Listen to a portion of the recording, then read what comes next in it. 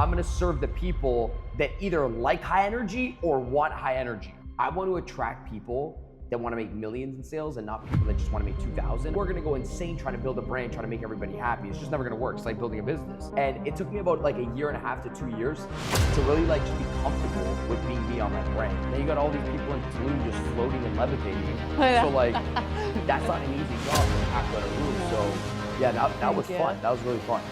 I'm like, this is the persona of the individual. Did you have a DJ name? Yeah, 2. My first DJ name was called.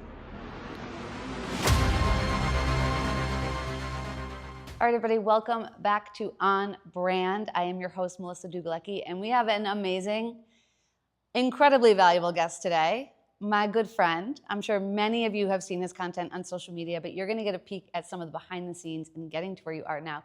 Please join me in welcoming Daniel G. And I just forgot as you were doing this, we did an event together in Tulum. We did. Your event. We I did. forgot about that. Yeah. Yeah. You spoke that at was my like event. the best event probably Tulum's ever had.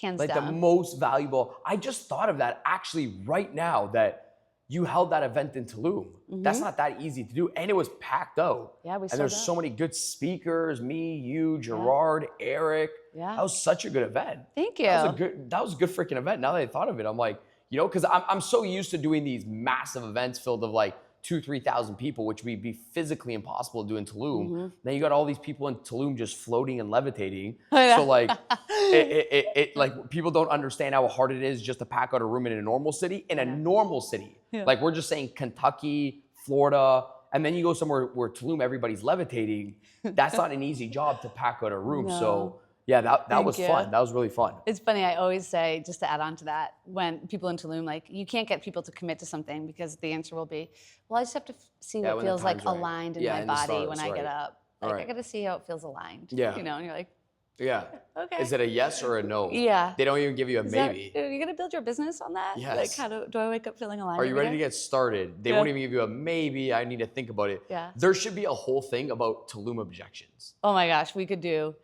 riff on that. 100%. Imagine Tulum objections. So are you ready to get started?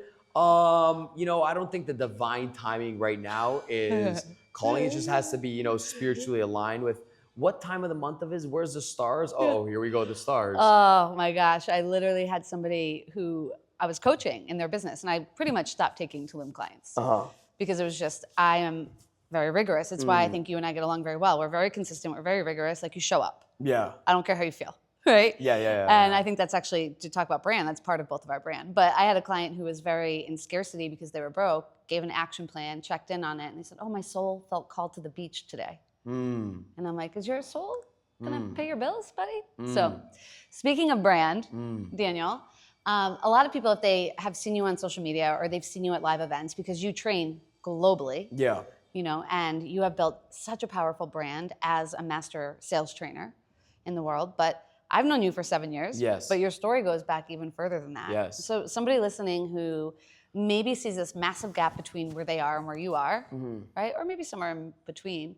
Can you take them through a little bit what it looks like to build a brand? Like, it doesn't necessarily mean you have a videographer or shooter Steve following you around every day, for sure. right? For sure, yeah. I mean, the first thing was like, I had to get very clear on like who I was and who I wanted to attract within, because people know I'm in sales, but you could be like, oh, I'm gonna be a sales trainer, and then you start putting out sales content, and then you're a little bit loud like myself, and then people don't like it, so you're like, I'm gonna stop doing branding.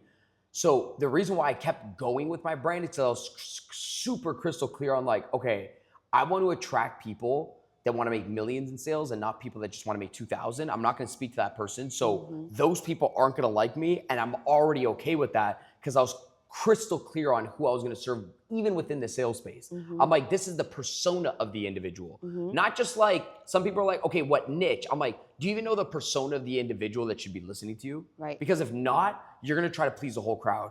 And you are gonna go insane trying to build a brand, trying to make everybody happy. It's just never gonna work. It's like building a business. So I was criticized in the beginning for having such high energy. But then I said, okay, well, I'm gonna serve the people that either like high energy or want high energy. And that's all I focused on. I'm like, today I got on camera, I'm gonna serve somebody that likes high energy people or wants high energy. I'm gonna mix obviously in sales skills to it. But yeah, I mean, I knew, the first thing was I knew who I served. And it took me about like a year and a half to 2 years to really like just be comfortable with being me on my brand and be like, hey, this is who you're gonna serve. You're never gonna have unanimous love. So you're gonna show up every single day. There's never gonna be unanimous love. We have to realize the biggest people inside of the world will get more hate than the average person. Like that is just it. The president of the country is gonna receive more hate. Right. They're always gonna be the most loved and the most hated, the bigger you build, right? So taking it back, I started my brand.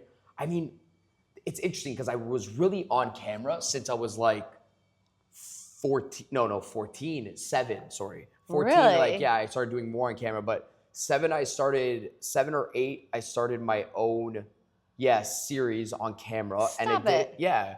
And then when I was 9 or 10, I started my first YouTube series. Really? Yeah, like people don't even know this. Like I'm not gonna even mention. Yeah, can we go names. find that? No, you won't even be able to find it, but it's there.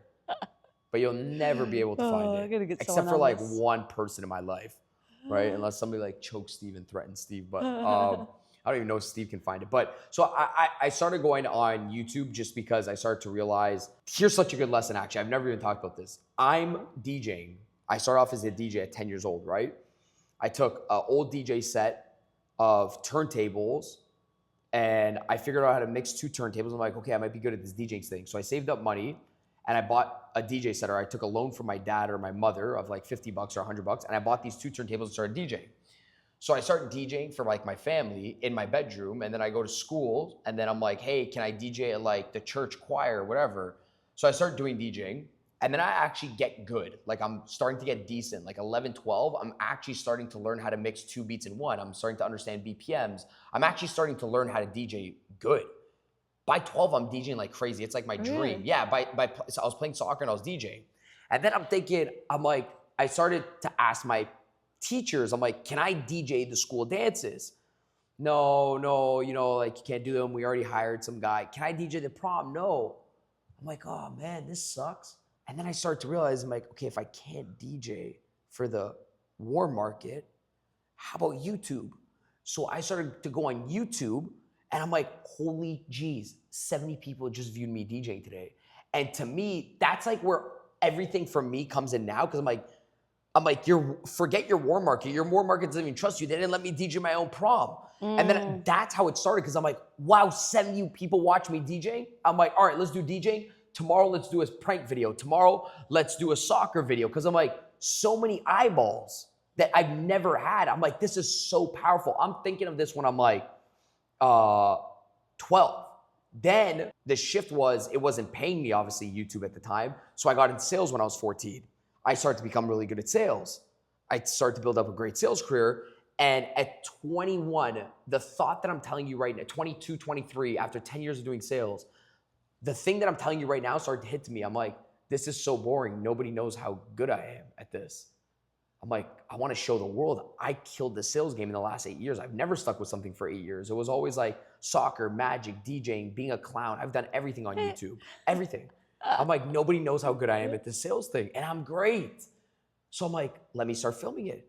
So I go on, I'm like, I start seeing these apps, Meerkat, Periscope, Snapchat, these first live streaming apps. And I started live streaming on Periscope and Meerkat, and then Instagram Live and Facebook Lives, free sales training, just like I would do on YouTube for DJing.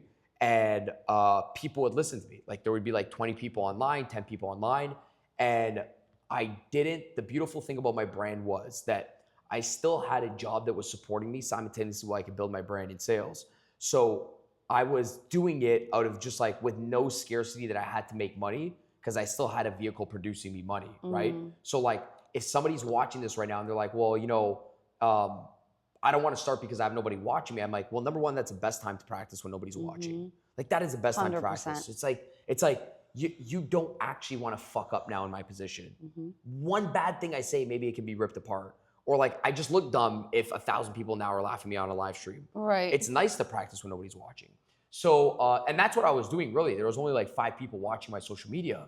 And then, yeah, so I started building out a brand and I didn't have the intentions of making money in it first. I was really just saying like, oh, I wish there was a kid watching me and figured out how great this sales career was. And my formula was I just gave everything away for free.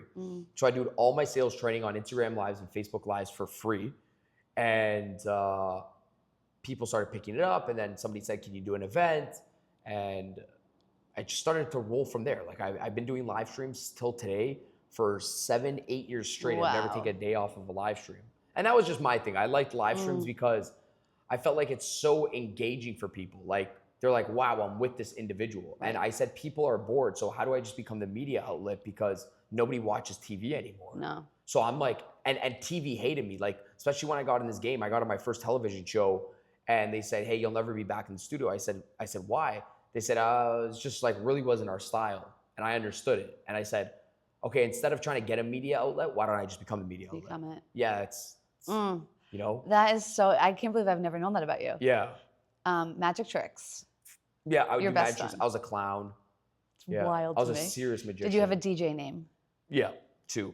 My first DJ name was called, do you know what a Guido is? Yes. You know what a Guido is? Yeah. It's like a nickname for Italian. Italian, right? Like Italian cool guy, right? Yeah. Like the Guido with the spiky hair. So you remember Jersey Shore, of course. Of course. Okay. Because I talk to the young kids, they're like, what's that? Right? I'm like, dude, this is legendary. We lived for Jersey Shore. Exactly. So I was Pauly D. Oh, yes. I was him. Yes. No. I need to pull up a picture. I was Pauly D, spiked hair, blowout. Every spike was perfect. Tanned, couldn't like, it's just picture perfect tight shirts, DJ. And my first name when I got into the market, I was like 14. My name was DJ Gui. So think of a Guido, but it was G-W. So Guido is spelled G-U-I-D-O. Yep. My name was G-W-E-E, so Gui. And Dough spelled like the Pillsbury Doughboy. Doughboy, like D-O-U-G-H. Yep. With a dope boy holding a record. I'm so getting you a soccer jersey with that. Yeah, Guido. If you go into my city, people don't say, yo, what up, Daniel? I swear people say, yo, Guido.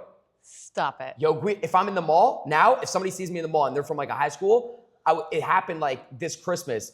Somebody's like, Guido! And right away I turned around. That was how I was known. I used to go to high schools and DJ in high schools. Like I was pretty well known in just my little small city. I went to every single high school and DJed inside of high schools. I was DJ Guido. And then I became a little bit more mature when I was like 17. That was like my DJ's high school name. And then it just became like DNG. DNG. That was like my producer name because I'm like, no, I'm gonna be a producer and do these big festivals, etc. But I would have too. Like I was actually like my trajectory of my people don't know this, even of my music career, I was doing extraordinarily well. Like again, I never talk about this, but at 18, not only am I producing music, I DJ'd at every single nightclub inside of Toronto, Canada. Wow. Yes, and I was underage doing that, like 16, 17, 18 with big DJs. Wow. We're talking about like Hardwell, Steve Aoki. I had to open up for these guys. And just because I was good at sales, I knew how to get my foot in the door and be like, hey, let me do the opening set, Right. The thing that I love, that I tell people inside of business, I'm like, this is why business and marketing is so cool, that like, you could even be the 3rd best DJ in town, but you don't make money. But if you're the 3rd best brander, marketer, 100%. Sales company, you make so much money. 100%. I quit because I'm like, there's no money in this right now, and I gotta pay bills, and I'm dropping out of university. That's why I quit DJing in soccer, right? But I always knew, getting back, I always knew I wanted to be in some sort of entertainment. And what people don't understand by social media today, because it's on branding, that the perfect flow of social media is balancing, in our area, entertaining 100%. And educating. 100%. I always wanted to like somehow captivate the audience attention. 100%. I just didn't want to be a sales trainer. I'm like, okay, how am I going to entertain these people? Right. What am I going to do to have fun with these people, right? And people are like weirded out by first, but I'm like, no, people are bored. You need to entertain people. People want to be entertained. Yeah, they start to tune it out. Right? Right. And they don't want to feel like they're just being lectured to. You said a lot of really powerful things, I think, related to brand and marketing and business in general in there. And I think, I'm going to try and remember all of them, but we'll just flow. But one of the things you said in the beginning was how your warm market will overlook you or almost take you for granted. And I'm like, God, what a life lesson that is. Yes. Right? And a lot of times people wait to put things out there until they feel more validated. And they're seeking for validation, giving away their power, essentially, into a warm market that's never going to provide it, rather than just putting it out there and building their own stage, building their own audience. And so it's so much harder to convince the warm market because they judge you for who you were last year. Right. Last week. Right. So like that's Daniel G. Say if I go be like, I'm a sales trainer now. Mm-hmm. That's Daniel G, the soccer player. Totally. Do you know, like, I will go home, Melissa, I think I made this joke to you once. Like, yeah, I did. Well, I'm like, I will go home now. And people will be like, so like what's up with like the sales training thing? You're still doing it? I'm like, motherfucker, I just did a world tour. The fuck you talking about? I just did like 100 stages filled to 5,000 to 10,000 people, and you're still asking me what about that thing? Like, because that's my warm network. 100%. My warm network. I'm gonna go home and they're gonna be like, hey man, do you wanna go get some beers to go to the club to go pick up women? I'm like, motherfucker, I have 5 million followers. You think I need to pick up women? Where are you? And I tell my audience this because I'm like, guys, you will never, your warm market will always look at who you were for the last 5 to 10 years. So they'll have the highest judgment towards you.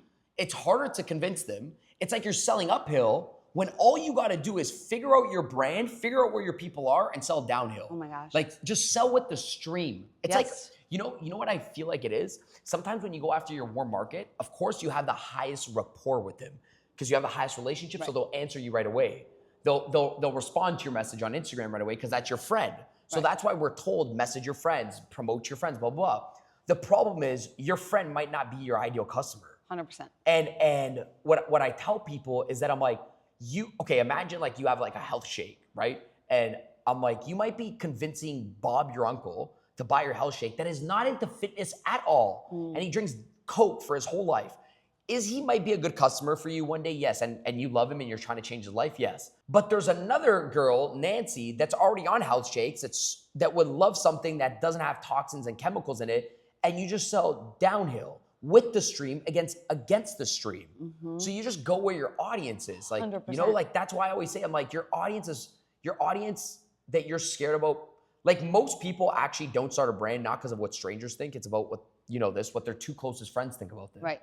100%. Or what they're passionate about. Correct. And I think that's one of the biggest mistakes I see is that people make it about them versus like what serves. Right. You know, like what they're interested in. And that could change on like a daily basis, you know? Right. And so it's like when you're building a brand and you're building presence, so much comes down to trust and how people experience you. And if you're constantly like pivoting and doing all these different things, it's gonna be very hard to trust your brand. And I feel like so many people don't actually market test. To your point of like going with the stream, like they don't even look at the stream. Yeah. They just look at where they wanna go and they wonder why it's so hard. But if you just market test and get out there and get clear on what people like, as long as it's authentic, like I'm not gonna go out there and put out some divine manifestation abundance thing just because it's popular. It's not me. Sure. Right? But I just think people make it harder than they have to. Yeah, I think sometimes it's like, it might not even be because it doesn't have to be, people make millions and they're not passionate about selling chairs, but there's a guy that made $1 million off selling these chairs. If you ask him, are you passionate about this? He's like, no, man, I found a need and I just knew how to promote, market, and brand it and solve the problem. Like money is exchanged from one hand to another hand when a problem is solved, I always say. So I think it's more so of like, what do you think you could be good at talking about? Like, where do you feel like you'll be a fountain and what do you think drains you? That's the differentiation. Like, when you're making content, can you talk about it? Like, can you pour into it? That's a fountain. That's a good concept. If you feel like you get drained when you make your content, then that might not be, you don't have to be passionate about it, but that might not be your content. Like, but if you feel like you could talk about it, but you're not passionate about it, but you could talk about it, like you could pour into the subject. Like people think I was passionate about sales. I try to tell people I was not passionate about sales. Majority of the days I'm not. Right. People are like, what? I'm like, I'm fucking good at it. Yeah. People are like, wait, what do you mean? I'm like, yeah, see, if you went off passion, you're going off your feelings. And your feelings, you got to decide if you show up or not, right? It's like, I'm good at fucking sales training. And I know that. I'm like, I just looked at people, I'm like, oh, I can articulate that message better. Fuck, now because I'm good, I have to do it. Right. That's it. That was like, I grew up in sales and I was not passionate about sales. Then I watched these sales trainers. I'm like, wow, he sucks. Yeah. I'm like, he's so bad at communicating to this crowd. I'm like, 5 years, I'm sitting down. I'm like, I'm too young. I'm like 18 reading these books. I'm like, too young. Don't shut your mouth and keep selling, Daniel. I'm like, okay, but this guy sucks. I want to get online. I want to train it. You're too young. And then finally I just said, fuck it. I'm like, dude, I don't like this guy. The way that I'm not even passionate about it. I just feel like I can do a little bit better. I feel like there's a market that would want to hear me. See, I wasn't passionate about it. I was passionate about DJing and soccer. That's how I opened it up. Right. I opened up the pod saying, hey, I'm passionate about DJing and soccer. Right. Or whatever the case is. Right. I am not a DJ player. Right. You know what I mean? I always say that, like, I'm super passionate about charcuterie boards. Right. Fucking love them. Yes. I will make the meanest charcuterie Really? board. Oh, you have no idea. I will make Okay. them, like, I will take You're being basically. serious? Oh, I'm being dead serious. Okay. And, like, any of like That's dope. my inner circle would be like, oh yeah, no, absolutely. People send me charcuterie board content on social media, like my friends, all the time. Wow. So I'll take like an entire tabletop Wow. and like parchment paper. It's not even a tray. You better not talk shit, Melissa, because our next Tulum retreat, you're doing this. Oh no, 100%. Okay, I'll do okay, it for okay. I'll freaking build one in here for the Miami event. Dope. Okay. Yes, so it's my thing, but I always use that as a teaching example. Like one, I don't want to get into overhead costs. So yes, there's that. Right. But two, like it doesn't really solve a problem. Right? It's sure it's nice to have or whatever, but like am I gonna go into the charcuterie business because I'm passionate about it? No. Right. I also think there's something really valuable when you keep your passion separate from business. Yes. Like they're almost a little bit more sacred. Right. Right, because like you're almost reserving this private time, this separate like, you know, not that I feel like either of us really work or live. Like to me, work is just creation. I don't even call it work. Yes, yes. But, it's like one. Yeah, but Sure. those like if I do something that I do agree with you on that. You know what I'm saying? Like yeah, there's it's like just sometimes something- you're like, yeah, like when I play soccer, or I go like, I'll go like people don't know this, but like when I'm done an event, I'll go DJ at a club in like Stop Europe. it. Yeah. Like we're in different countries, I'll be like, yo, can I DJ for an hour? Steve, we gotta get footage on this. And then my passion like kicks in. Steve's been with me. I've DJed at least in like 5 clubs with Steve in Europe. And it's cool because you could separate business. Right. And then people see me and they're like, oh, you just don't do sales? And I'm like, yes, I have a life, like, you know? Yeah. But it was like my obligation just to show up every single day and do my, you know, the way I see it, it's like the problem with this, I just had a conversation with somebody with branding and somebody said like, well, man, how do I feel motivated to do it every single day? I'm like, well, how about if it just had to be done part of your like daily method of operations and it was the most important task of your business, like it had to be done. Like the problem with branding with most people, it's optional. Right. So I'm like, how about if it just wasn't optional? It's like most core component of your business was just your personal brand, at least an hour 100%. to 2 hours a day, right? I'm like, the problem is that you don't treat it like a core demanding thing inside of work. Right. And most people that screw up in entrepreneurship, they have less discipline than they have at their part-time job. Their part-time job, they have more discipline. Like most people will show up to their part-time job with more anxiety than they'll show up to their business. They'll be like, fuck, if I miss this shift, I'll be fired on the 3rd one. And then you get into entrepreneurship and you miss 3 days of not doing shit all. Right. That's crazy. 100%. It's like, so, and I'm the guy that gets asked the questions 24/7 where it's like, well, how do you stay motivated? And I said, well, who the fuck motivated you to serve?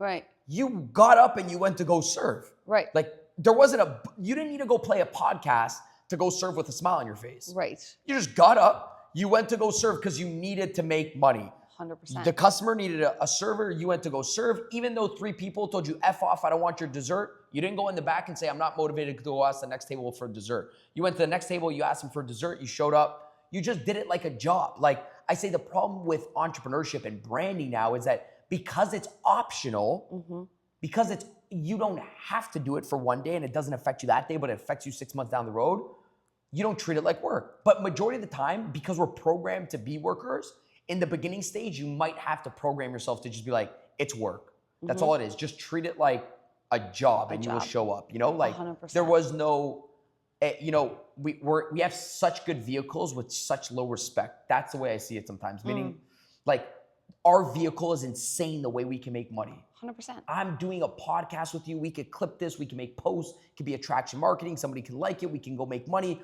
Our grandparents wish they had something like this. 100%. So our vehicle is such a blessing that the highest form of gratitude towards this vehicle is to work the vehicle. And show the fuck up. Yeah, show up. Yes. You can go pray under the stars and be like, God, I'm so grateful for this opportunity. Or you could say, hold up. Let me go show you I'm grateful by showing up. You can go journal and say your gratitude, which we all do. Everybody journals. But I'm like, that is completely useless if you don't show up to your business because the highest form of your expression is by actually showing up 100%. of your gratitude, right? So yeah, I just think like, you know, nobody had to motivate our grandparents to go do the farm. They just did it. 100%. And I also think that why would your business give you any more if you're not grateful for what it already gives you? Right. Think about being in a relationship where someone's constantly like, you're not enough, you're not enough, you're not enough. What do? You shut down. People don't understand that like your business is just an energetic function too. If you show up to your business and you're like, you're not enough, you're not giving me enough, this isn't enough, this is stressful, this is overwhelming, your business is gonna respond the same way. Like, I don't really care, you know? Correct. And I think something about brand that's really powerful is that I think that understanding brand is exploding right now, right? I mean, everywhere I turn, everyone's talking about brand. I think it's widely misunderstood. It's not a freaking Canva color palette, right? It's not a certain font. Sure, all of those things can contribute to the makeup of your brand, but your brand is an experience. Yes. And I actually think the reason you and I reconnected is because of your brand. Because we had met, I don't know, 7 years ago, and then kind of both doing our 2018. 2018. Yeah. Yeah. Okay. And kind of, you know, both doing our thing. I went in a different direction. You know, you went in a different direction from where we were at that time. But for me, I was an athletic director. So going back to, and I think there's so many things I want to unpack here, but going back to what you're saying, in that people don't see you from what you were. Oh, you're just this, right? When I first started getting into this space, like, she's an athletic director. But that innate part of me, I bring into my business, into entrepreneurship. I love rigor. Right. Bill Belichick, Patriots former coach, hero. Kobe Bryant, hero. Like, that's what I love. But your brand embodies that work ethic, no bullshit, like, take your emotion out of this, show up, which is what drew me back to you. Right, because experience is what you're saying. Yeah, because of how I experienced you. And then I saw you on Instagram Live, talk about the power of social media. And that's just how we like reconnected. Yes. But it's because you've built your brand not just to be, you know, a font.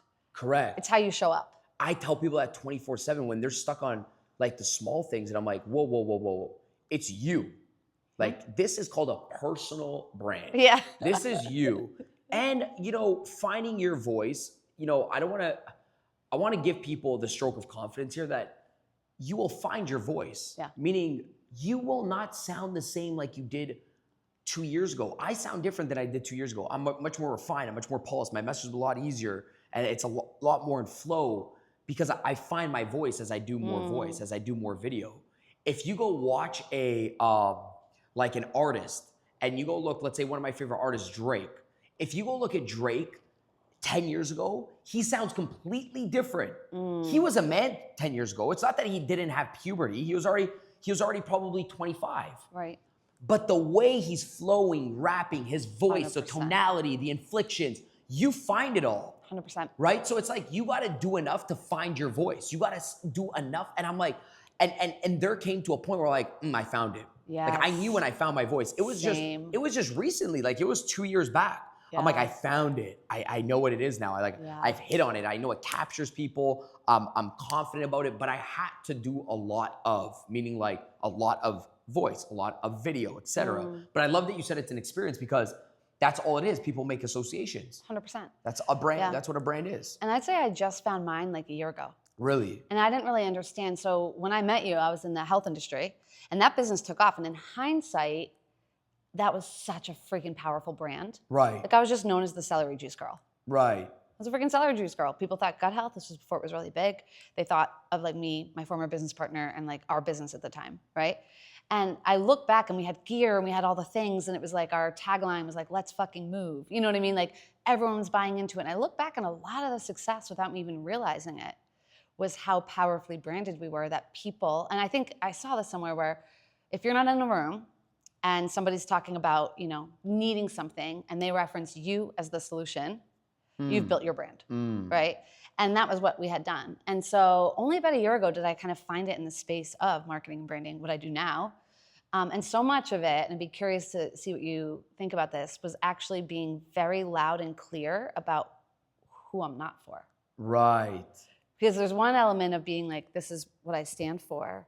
But I had to get really clear, like, hey, if you want to sit on the beach all day and like take your laptop to the beach, first of all, sand, second of all, sun on your screen. It doesn't really logistically work. But anyways, that's what you want to do. Like, you're probably not my person. I genuinely want to be whiteboarding. I want to be soundboarding. I want to be in an environment that's easy for me to focus. Yes. Right? And so as I started calling that out, because I was attracting a lot of women who saw what I created, and they would want to work with me. And I looked at my Instagram at the time. I think I showed you this. And I'm like, why are all these women that don't want to work wonderful people, but they were triggered by me saying, well, this is like the rigor that you need to bring. Like, they were triggered. They didn't like that confinement. And I had to actually look, and I look at my Instagram page and I'm like, there's not a fucking picture showing me working here. I'm at a photo shoot. I'm at the beach. Yeah. Of course that's what I'm attracting in. Yeah. And so we switched. And now it only shows me like whiteboard, barbell speaking. Yeah. That's it. Yes. And you attract what you show. You attract what you show. It's so crazy. And then your audience starts to shift. Oh, serious? 100%. No bullshit. Tactic. I'm gonna get value from this individual. I gotta work, blah, blah, blah. Nobody's gonna come into my brand and be like, I'm lazy. No. Because they see what I deliver on my brand. 100%. So if there is a lazy one, I ain't posting it. Right. Because I'm like, no, I'm not showing that. I don't want that type of person to come in. Yeah. Like, you know, like you can, that's the beauty about branding. Like nobody ever talks about this, but like, isn't it so cool how you can kind of mold and shift whatever you want to put and perception's reality. Yes. You know what I mean? Like you 100%. create who you want to bring inside of your brand. Right. You know what I mean? You want more serious people, get more serious. 100%. Like, and bringing it back to what you said earlier, don't wait for permission to become the version of you that you want to become. Right. So many people are like, well, I need the permission or the validation of that warm circle. When I pivoted from celery juice girl to, oh, now she cares about money, right? There was those stories. If I listened to those, I would still be, you know, I wouldn't be living my fullest expression. Yeah. Everything is a part of it, right? Yeah. Being an athletic director is actually a huge part of what I do now. Running the agency, it's like running teams. Yeah, of course. Same thing. Yeah. But to your point, there are going to be people who don't like your evolution or rebrand because sometimes it's a mirror to people not making changes in their own life. Yeah. Or going for it. I always say right? this. Yeah. And so I just want to encourage anyone listening or watching to not wait for that permission slip, like Daniel was saying earlier, from your warm circle, because one, you're not going to get it. And two, it's like just go do the thing and your new people are going to find you. Yeah, and then the old people, like, if you get it, it's like a bonus. Right. It's like, oh, wow, cool. But imagine you waited on it, you'll wait on a lifetime. Like, imagine you wait on somebody to be like, oh, I'm so proud of you, and you're waiting on that text. You might wait for that text for a fucking lifetime to be like, hey, man, keep going and encouraging. I said this on a live stream yesterday. I said, okay, I love that people always say go after your warm market because I get it. They'll reply back to you. But I said, you know, there's this saying on Instagram where they say your best friend should support your business. And I said, well, get the fuck out of business. Like, it's like, yeah, okay, should your friends maybe hit a like? Cool. If they're your friends, maybe they should tap a like. Do my friends got to come out to my events? No. You want to know why? Because that's not my ideal client. 100%. A lot of my friends that I went to school with is not my ideal client. 100%. I actually have no interest in my friends supporting my business. Zero. When I started sales training, I looked at all my friends. I'm like, none of these fucking people are in sales. I don't need you guys to support me because there's 8 billion people that I can figure out that are already in sales. I'm like, by me wanting support and encouragement, it's almost like I want pittiness inside of my business. Right. I don't want pittiness. I don't build a business for people to support me and to massage my shoulders and to be like, hey man, I support your business. I build a business so I can go solve a lot of problems, make a shit ton of money for them, make a shit ton of money for myself, and then go support my family. 100. That's the way I see it. I'm like, I could give 10 fucks if my friends buy my products, to be honest with you. There's Instagram Live. Right. Yes, in the beginning, I used to think about that. I'm like, why aren't they buying from me? I'm like, first of all, they're never going to make you rich. Yep. So the 3 people supporting you is never going to be the mentality of making you rich. Even if all 3 people bought you $5K each, they're still never going to make you rich. You still need a bigger game plan than that. Yep. Nothing's going to do. I tell people, don't build a business off support, build a business off of value. Yes. You know, don't build it off support. Don't build your baseline off of support and encouragement, whether that's a text message or whether that's a best friend buying your product. Horrible business plan. Build your business plan by looking at what your offer is, what people, like who needs that offer, who's already in the marketplace shopping for that. Go figure out if you can solve their problem, exchange offer for problem, make the money, and then go support the people. And even it's crazy. You're going to support some people that didn't even believe in the beginning with the money that you make. 100%. They're never going to think it's real until it's fucking real. No, 100%. Till it's real. How many times were you asked, so Daniel, when are you going to get a real job? Yeah. Like I was asked that all the It time. was never, still to today. Again, Melissa, I'll get back to my, you know, like my table at dinners and people be like, yeah, so like, you know, when are you going to like settle down and just really like, you know, like my grandmother told me to be a lawyer. Yeah. Like it doesn't, and you know, the beauty is it like when you could really just laugh, like you could just be like, oh, wow. Like that's the whole point, that they shouldn't see what you've seen inside a business or it's not big enough, you know, like your parents and your friends, again, they truly take you for who you were yesterday. So Right. the time you spend in convincing people is the time you can spend in helping people. Mhm. You know, like Ugh, let that one land. Yeah, like I'm not gonna try to convince you that I'm a new person. Right. Who does that? Right. Like that's why when we're on the subject of like going after the warm marketplace, if the warm marketplace takes you for who you were yesterday, you're now gonna try to have to convince them Right. that you're somebody fucking new. Right.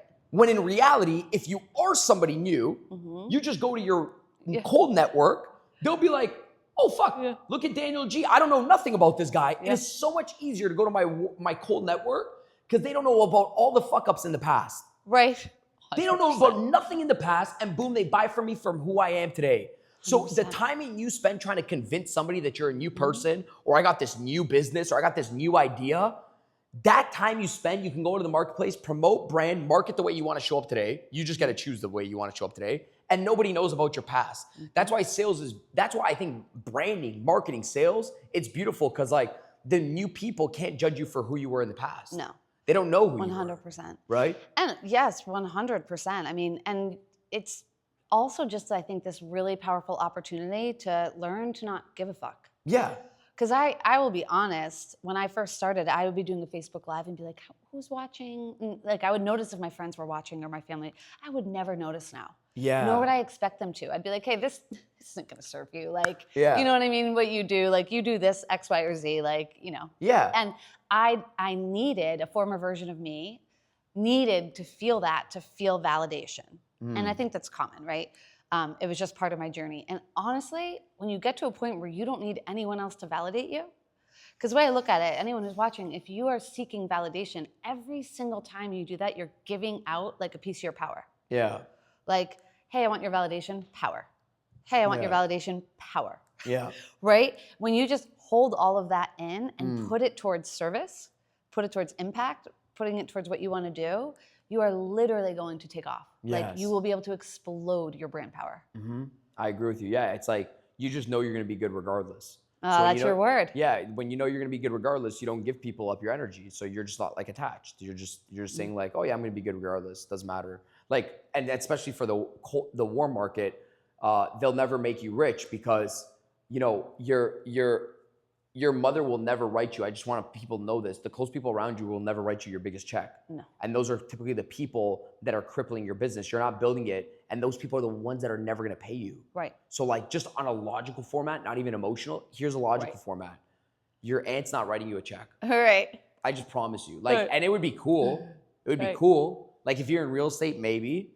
But also if you're in real estate, they probably want to see you go sell 50 homes. Be like, okay, now I can trust this guy. Yeah. So stop trying to convince yourself like, hey, now I'm a new agent, mom, dad, aunt, uncle, can you buy for me? Shut up, dude. They wiped your ass. That's what people don't understand. Like just go to the deepest concept. When people are like, go after your warm marketplace, you might be going after your aunt that's seeing your ass get wiped. Yeah. Literally. Yeah. She's seeing you born. Yeah. She is judging you from being a little baby born. Because that's the regular humans. They don't do personal development. They're like, I'm not going to judge this person for who they were yesterday. All they see was you getting your ass wiped. Yeah. My Zia, my aunt, still to today, she's like, shut up, Daniel. I've watched you being born. Doesn't matter how great I am at what I do. Right. Why would I spend my time trying to convince my aunt I'm something new? Right. There's somebody out there that'd be like, Daniel, I need that guy. Yeah. Right? So it's like, that's the reality of it. And I just gave one example. Yeah. So people can use that example and say, yeah, my best friend in university watched me sell weed with him. Yeah. My other best friend in college watched me do this with him in college. Totally. Shit, why am I trying to go after the people that already have the highest judgment towards me? Totally. Let me just go after people that don't know who the fuck I am. 100%. That's the beauty about like sales, business, marketing, branding. I'm like, nobody knows. I just told you a whole story about my whole life. Yeah. Nobody that knows Daniel G has ever heard that before. Dude, you're a clown. You got YouTube. You got what? Yeah.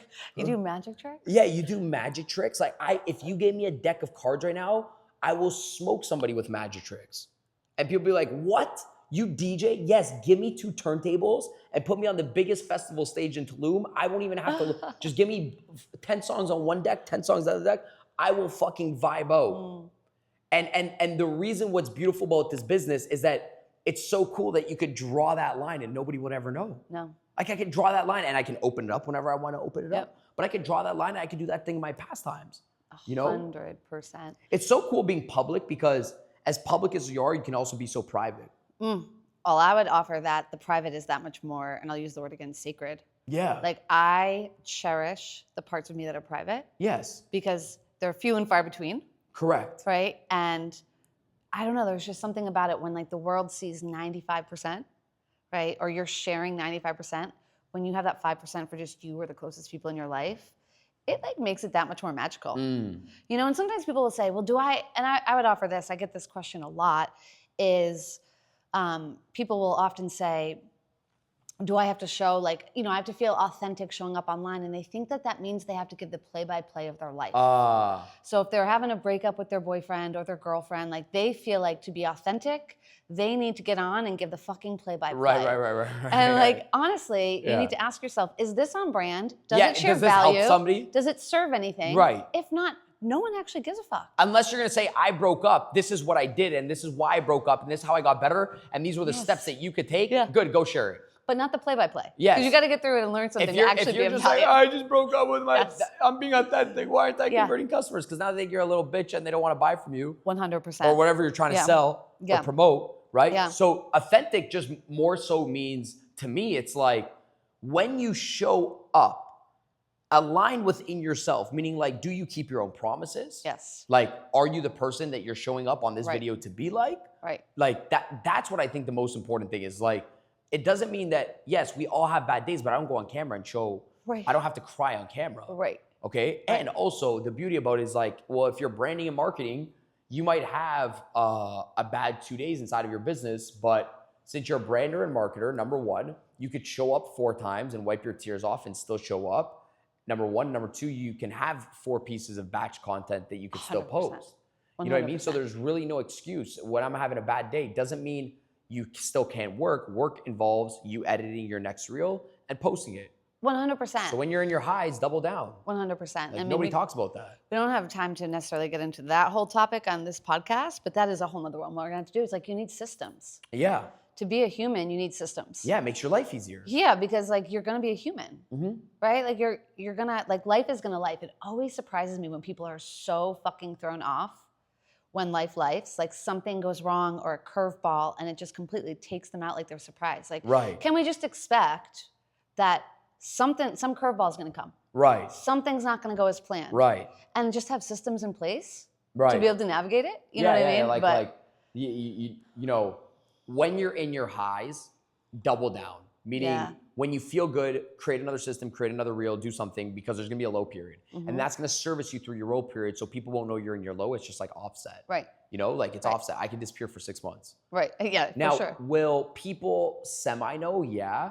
Can I still keep afloat? 100%, because that's what a business should do. Yes. Like I could still have content and post and do some things and service my current community that's buying from me and my cold community that doesn't know me. Right. I planned out both of those ways, right? So I think, yes, I think whenever you're feeling good, don't waste your feel good energy, which basically means like on those days where you're feeling the mojo, you got the mojo on you, don't create one reel, maybe create 6, you know? Because there was gonna be a day where you don't feel good. 100%. You know, and it's inevitable. When people watch me, I'm like, it's not if you're gonna hit the low, it's just how long you stay in it. And by having a system with your content, with your business, it actually gets you out of the slump because you're like, oh, wow, I'm confident. Even though I was in my low today, I was able to post. And your brain starts to recognize that. It gets you out the low a lot quicker when you have a system. 100%. You're going to hit the low. Because you create some momentum. Yeah. Instead of just sitting there in it. You're like, yeah. And it's like, and you have like lifting a 5-pound dumbbell. You know what I mean? It's like, okay, I can do that. You know what I mean? When you're exhausted instead of trying to lift a 50-pound one. Yes, you're gonna hit it. It's just how long you stay in it. I remember Tony Robbins once at the first seminar I ever been to. I was like 15. He said, everybody will cry in life. It's just how long you want to cry for. He's like, people that don't cry for a while realize that number one, they will cry. Number two, they give themselves a window to cry. He's like, I'll just be in the low for like 10 minutes. Give yourself, feel sad, go feel it. He literally does this in seminars, okay, feel it. And then boom, he knows how to get you out of it. He anchors it. But why was that so important to me? Because I said, most people that hit a low, they get shocked when it hits, and that shock feeling gets them in the low a lot more. Instead of the expectation, when you're gonna hit the low, you're like, okay, this was expected. Like it has to happen. So he was training on like, most people stay in their lows because of a state of shock, because they didn't think. And the moment you think that you're the only person going through that low, you're gonna go a little bit lower because you think your problem's unique. But if you 100%. think your problem's not unique and it's not rare, you're gonna go into solution mode a lot quicker. Right. Like it was supposed to happen. Right. Just like you being a millionaire, it's supposed to happen. Somebody quitting, it's supposed to happen. Yep. Like all these things are supposed to happen. Like the reality of business. I tried to tell business owners, oh, but this girl quit on me. That's supposed to happen. 100%. Well, what do you mean? I'm like, yes, you could do things next time around that, will reduce people quitting on you, but you quit being a DJ, Daniel, to be a sales trainer. 100%. You are a quitter. Right. So that's supposed to happen. Right. I love that. So like everything's supposed to happen. It's just, for example, success. When I say it's supposed to happen, it is supposed to happen if you work hard and if you solve problems, etc. But if you don't think it's supposed to happen, when it happens, you get shocked and excited, and that shock and excitement, boom, you lose your success. Right. Because you didn't think it was supposed to happen. Right. But if you thought it was supposed to happen, you're gonna go repeat it the next day. You're gonna be like, this was supposed to happen. If I work hard, if I have a good offer, I'm gonna go repeat it. Oh, somebody was supposed to quit. Oh, I was supposed to have a bad day. Oh, I was supposed to go through a breakup. You can get into solution a lot quicker. The shock is what kills everybody. 100%. Right? Oh, well, This was fun. This was so fun. Thank you so much. And by the way, this is like, I want people to know that this was like free cuff between you and I. There's no question set up or anything like that. We could talk about marketing and branding for like 10 hours. We just riff. This was just the tip of the iceberg. It's our brand. Yeah, that's it. We don't script. That's it. We're just staying on brand. That's it. Okay. Whatever, I'm gonna look into any camera, whatever Melissa has going on in terms of marketing and branding, and I really mean this, okay? I'm gonna give my endorsement and my freaking approval right now, okay? I've watched this individual go from like a completely different 360, right? Like I've always been in sales, so it was kind of like, okay, that's the sales guy. But I've watched an individual like completely go from like 0 in one field to 100% in the other field, while simultaneously people are holding back and being like, I need to be passionate, instead of figuring out like, hey, what's gonna solve a problem and how do I market, brand, and promote that problem? So Melissa, not just for her clients, but is just a living example of what she does for her clients, not only for some of my clients, but hundreds of other people out there. So whether it's an event, a piece of social media content, a course, a program, a mastermind, you're actually learning from somebody that just didn't regurgitate something that they heard yesterday and they're just trying to show up on camera and do it tomorrow. But somebody that's actually gotten results doing it themselves, and not just with themselves, but multiple different clients in multiple different fields. So whatever she has going on, whether it's this, that course, program, show up, subscribe to Melissa, and we'll see you guys in the next one. Daniel, thank you. Done. Thank you, guys.